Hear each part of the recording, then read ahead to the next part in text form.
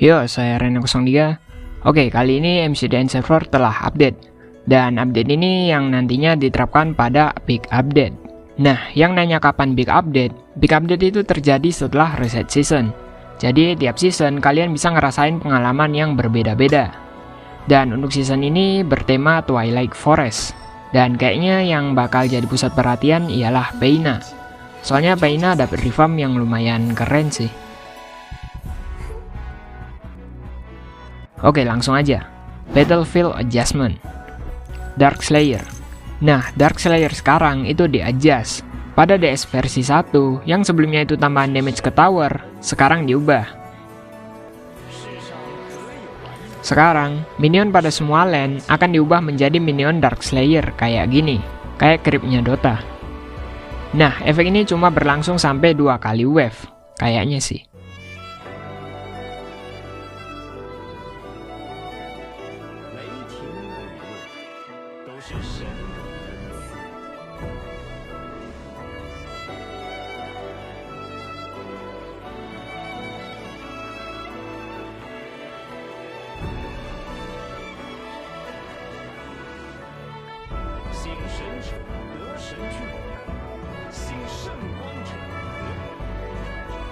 Lalu Dark Slayer versi 2. Sekarang dia bakal summon dari base, tapi minionnya juga berubah kayak versi 1 tadi.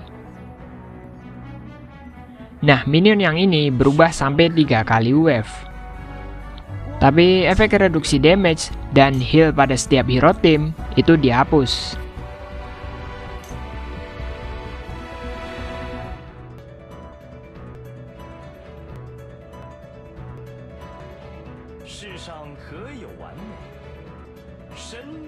Kemudian Dark Slayer versi 3. Nah, sekarang dia bisa dipanggil pada lane manapun. Lalu minionnya juga diubah sampai 3 kali wave.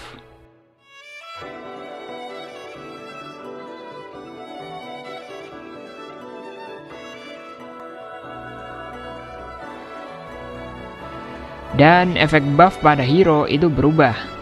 Saat membunuh Dark Slayer, tiap hero akan mendapat shield. Dan ada efek lain. Ketika melakukan hit pada musuh, ada tambahan damage pada hero musuh. Bentuknya kayak petir tapi warnanya hitam keunguan. Efek ini bertahan selama 90 detik atau 1,5 menit. Ini persis kayak KOG sih. Oke, lalu Spirit Sentinel. Nah, sekarang Spirit Sentinel itu di remodel. Kemudian namanya berubah jadi Owl Grief. Oh iya, ada penyesuaian juga. Sekarang dia tidak lagi imun CC. Reward dari membunuhnya akan mendapat heal setara dengan 5% max HP kalian. Oke, kemudian range minion pada Abyssal Land atau Dragonland. Nah, jadi di Abyssal Land, untuk range minion itu gold yang didapat lebih banyak dibanding land lainnya. Jadi pada range minion itu terdapat koin sebagai penanda kalau rewardnya lebih banyak. Jujur ini saya baru tahu ada efek kayak gitu. Oke, tapi pas di in-game-nya belum berubah sih. Lalu peningkatan kejelasan. Nah, sekarang pada tower yang punya defensif, tampilannya seperti ini. Ada tamengnya dan HP bar-nya berwarna kuning.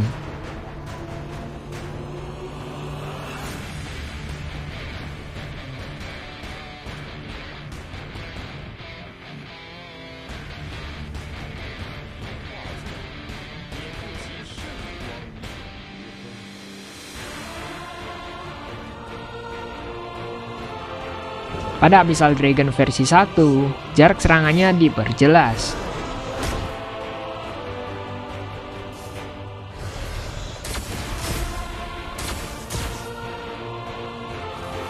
Kemudian ada peningkatan pada hero invisible atau hero yang tak terlihat. Jadi ketika invisible ada tanda seru di atas HP bar-nya.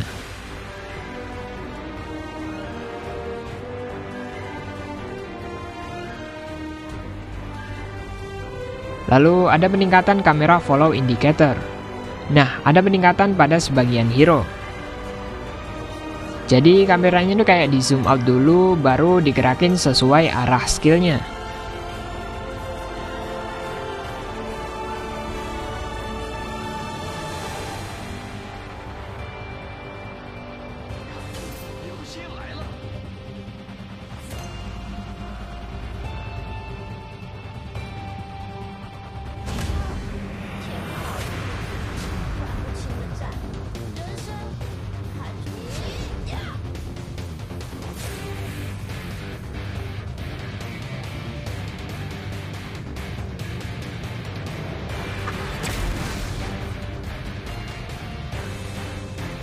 Oke, kemudian ada penyesuaian kualitas pada gamenya.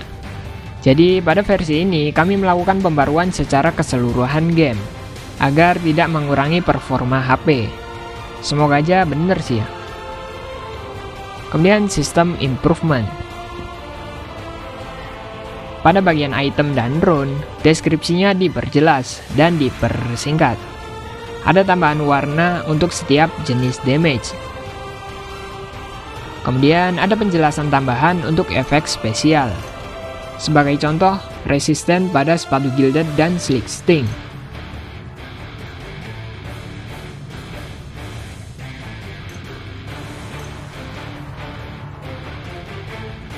Kemudian pemilihan role menjadi lebih jelas.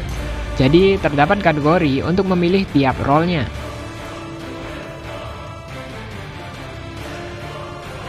Lalu ada peningkatan skill demo. Untuk skill-skill yang terbilang kompleks, telah berhasil ditambahkan, kayak Enzo, Tachi, Yena, dan lain-lain. Lalu di sini di bagian profil ada tambahan statistiknya.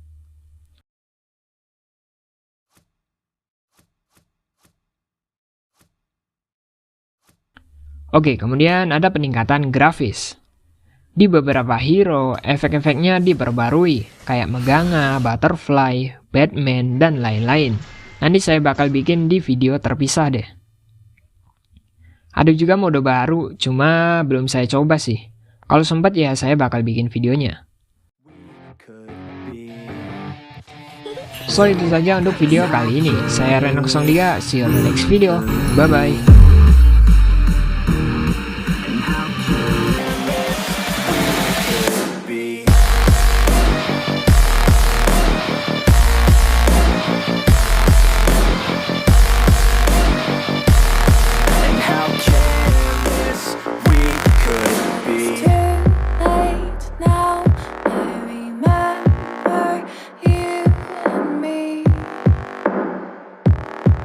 How careless we could be.